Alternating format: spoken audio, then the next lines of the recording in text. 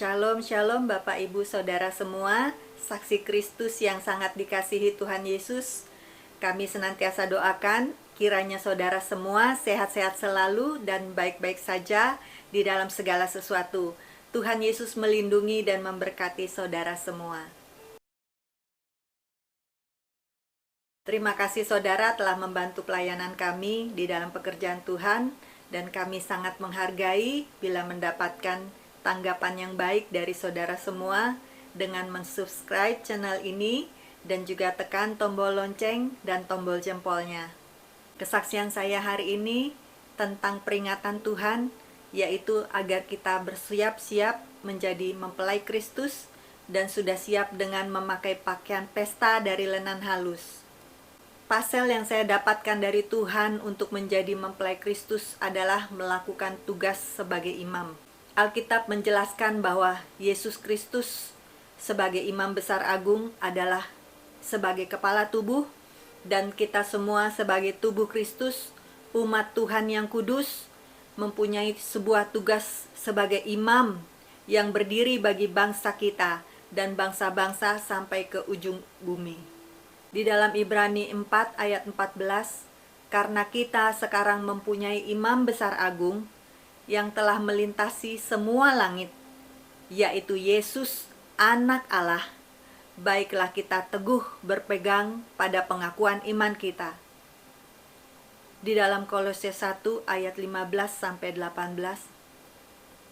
Ia adalah gambar Allah yang tidak kelihatan, yang sulung, lebih utama dari segala yang diciptakan.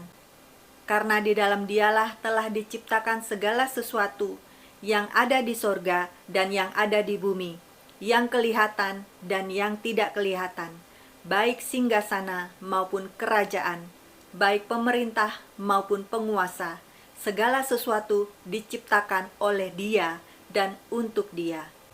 Ia ada terlebih dahulu dari segala sesuatu, dan segala sesuatu ada di dalam Dia.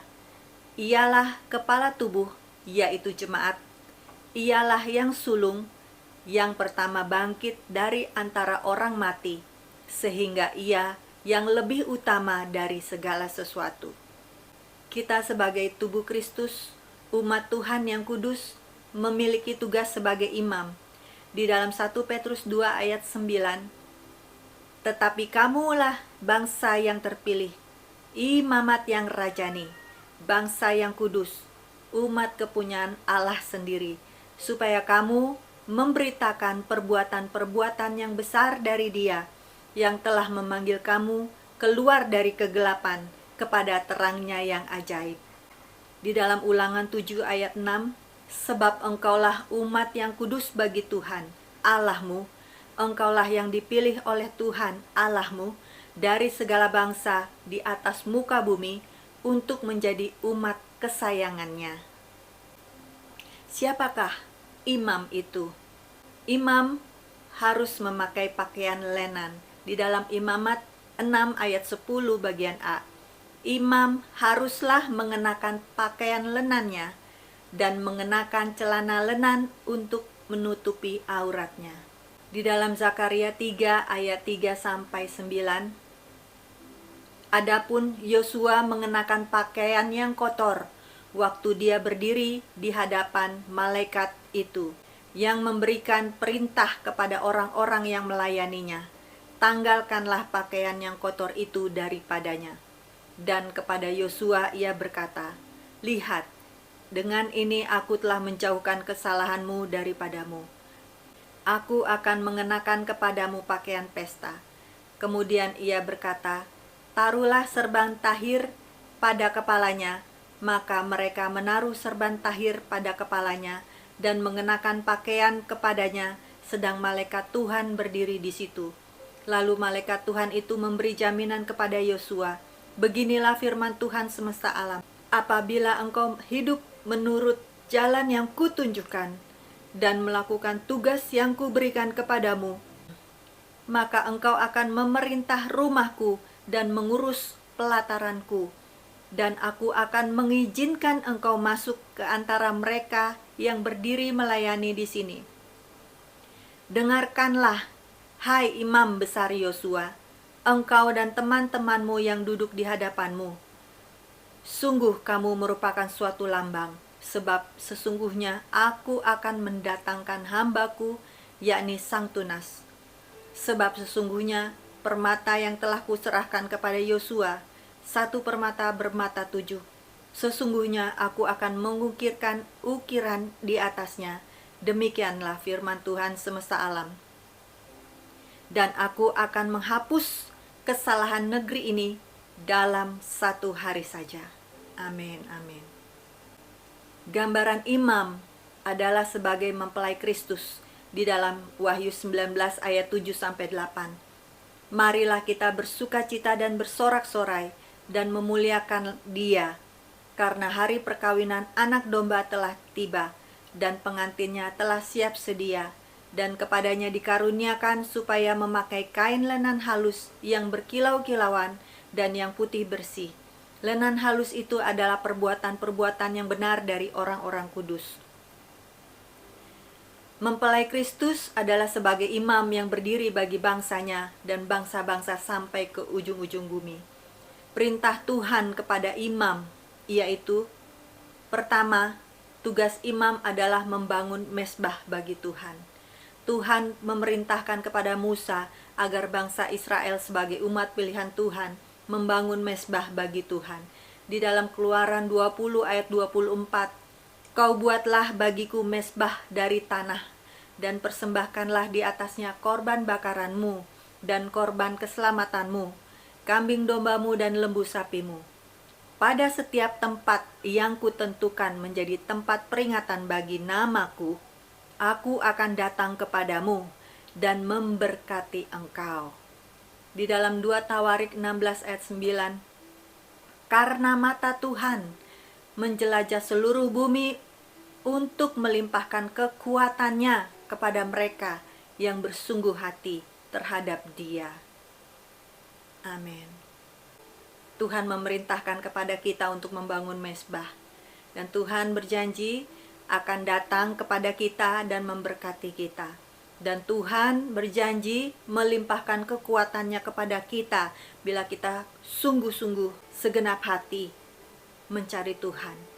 Tugas yang kedua seorang imam, menyucikan diri dari hal-hal yang jahat, meninggalkan kehidupan duniawi, meninggalkan perbuatan-perbuatan daging. Di dalam 2 Timotius 2 ayat 21, jika seorang menyucikan dirinya dari hal-hal yang jahat, ia akan menjadi perabot rumah untuk maksud yang mulia. Ia dikuduskan, dipandang layak untuk dipakai tuannya, dan disediakan untuk setiap pekerjaan yang mulia.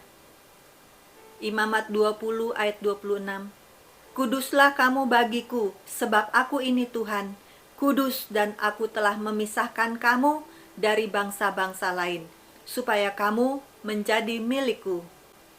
Di dalam Galatia 5 ayat 19-21 mengenai perbuatan-perbuatan daging.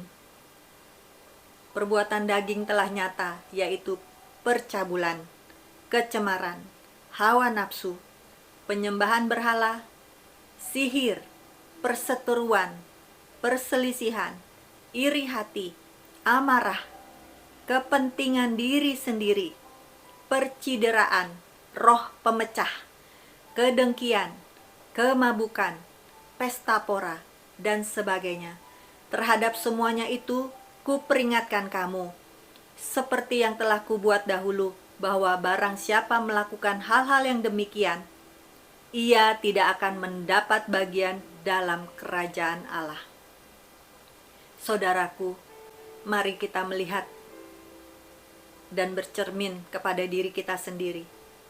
Apakah ada salah satu perbuatan daging masih ada di dalam diri kita? Kalau kita masih berseteru, kita masih berselisih, kita masih iri hati, masih marah, masih memikirkan kepentingan diri sendiri, membawa perpecahan, artinya kita masih hidup di dalam daging. Maka kita sangat membutuhkan Tuhan. Satu-satunya jalan bahwa kita harus melekat kepada Tuhan, maka Tuhan akan melimpahkan kekuatannya kepada kita dan menjamin kemenangan untuk dapat mengalahkan dunia. Satu-satunya jalan, kita bangun mezbah kita kepada Tuhan, kita melekat kepada Tuhan, maka kita dapat menginjak anak singa dan ular naga. Seperti firman Tuhan yang terdapat di dalam Mazmur 91, di mana janji Tuhan melindungi kita bila kita melekat kepada Tuhan. Kemudian tugas yang ketiga, imam, adalah menjaga api mezbah tetap menyala. Api mezbah haruslah dipelihara menyala di atasnya. Di dalam Imamat 6 ayat 8-13, Tuhan berfirman kepada Musa, "Perintahkanlah kepada Harun dan anak-anaknya, inilah hukum tentang korban bakaran. Korban bakaran itu haruslah tinggal di atas perapian, di atas mezbah, semalam-malaman sampai pagi. Dan api mezbah haruslah dipelihara menyala di atasnya. Imam haruslah mengenakan pakaian lenannya dan mengenakan celana lenan untuk menutup auratnya. Lalu ia harus mengangkat abud yang ada di atas mezbah sesudah korban bakaran habis dimakan api, dan haruslah ia membuangnya di samping mezbah. Kemudian haruslah ia menanggalkan pakaiannya dan mengenakan pakaian lain, lalu membawa abuk itu keluar perkemahan ke suatu tempat yang tahir. Api yang di atas mezbah itu harus dijaga supaya terus menyala, jangan dibiarkan padam. Tiap-tiap pagi imam harus menaruh kayu di atas mezbah, mengatur korban bakaran di atasnya, dan membakar segala lemak korban keselamatan di sana. Harus dijaga supaya api tetap menyala di atas mezbah, jangan dibiarkan padam. Artinya kita harus bangun hubungan dengan Tuhan, berdoa setiap hari. Mezbah haruslah dipelihara, senantiasa menyala.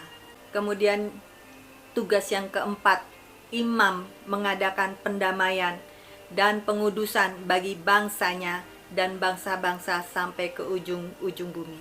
Imamat 4 ayat 20, beginilah harus diperbuatnya dengan lembu jantan itu, seperti yang diperbuatnya dengan lembu jantan korban penghapus dosa. Demikianlah harus diperbuatnya dengan lembu itu. Dengan demikian imam mengadakan pendamaian bagi mereka, sehingga mereka menerima pengampunan.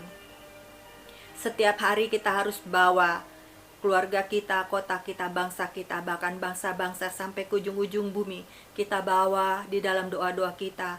Kita menguduskan mereka, membawa mereka untuk mendamaikan dengan Tuhan, agar mereka menerima pengampunan. Itulah tugas imam, mengadakan pendamaian dan pengudusan.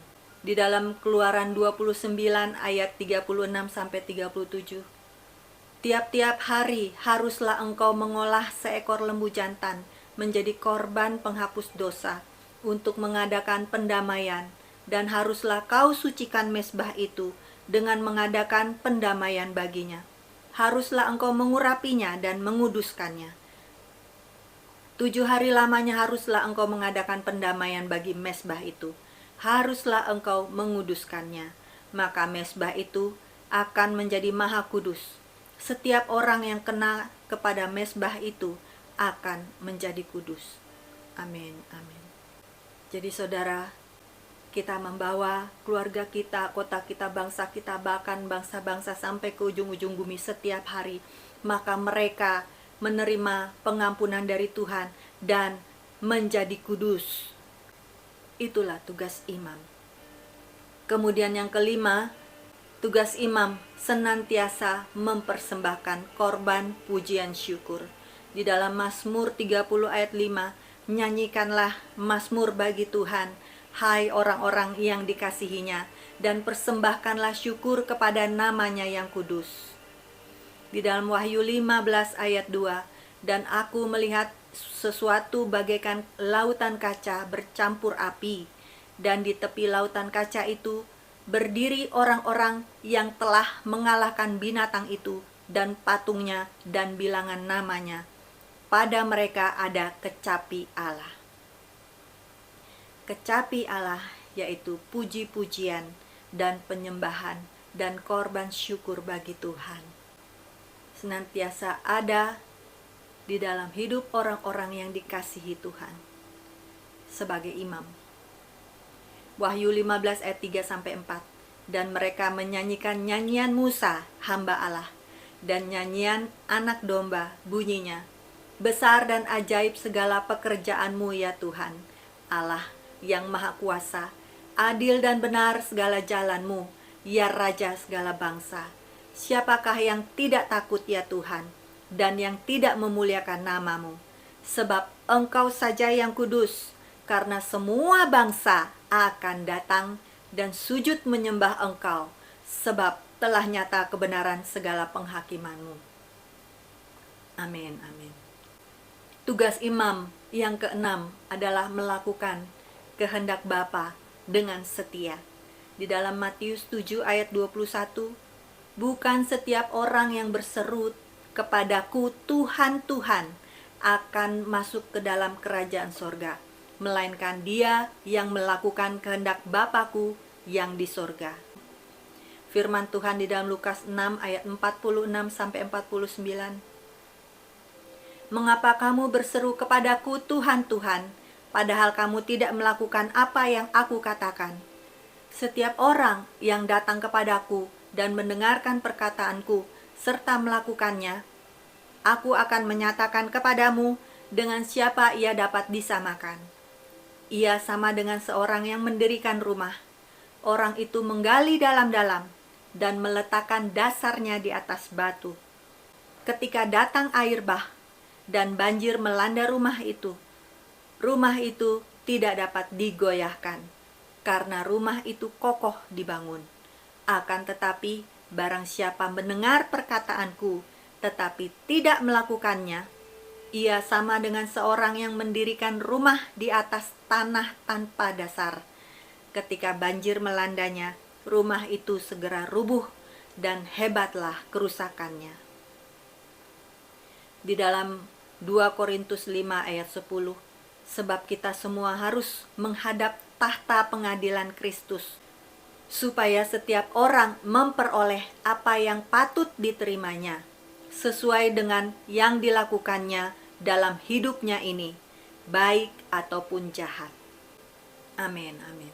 Mari saudaraku, kita menanggapi peringatan Tuhan ini untuk siap menjadi mempelai Kristus, memakai pakaian pesta, dan membangun mezbah di dalam hidup kita, menguduskan diri kita, dan menjadi imam bagi Tuhan dengan mendoakan keluarga kita, kota kita, bangsa kita, dan bangsa-bangsa sampai ke ujung bumi. Amin, amin, haleluya. Terima kasih saudara telah menyaksikan kesaksian ini. Saudara dapat share atau membagikan video ini kepada keluarga dan teman-teman yang lain. Kiranya dapat menjadi berkat bagi semua orang dan dapat membangun iman kita kepada kepenuhan Kristus, semakin dewasa dan disempurnakan menjadi satu tubuh Kristus, siap menjadi mempelai Kristus yang kudus, tidak bercacat dan tak bercela, sampai Tuhan Yesus mengangkat kita semua menyongsong Tuhan di angkasa. Semuanya diangkat, tidak ada yang tertinggal. Maranatha. Kiranya nama Tuhan Yesus Kristus senantiasa ditinggikan di dalam hidup kita, dan Tuhan Yesus menarik semua orang datang kepadanya. Segala pujian, syukur, hormat, kuasa, dan kemuliaan hanya bagi nama Tuhan Yesus Kristus. Amin, amin, haleluya, haleluya. Tuhan Yesus memberkati. Immanuel, Shalom.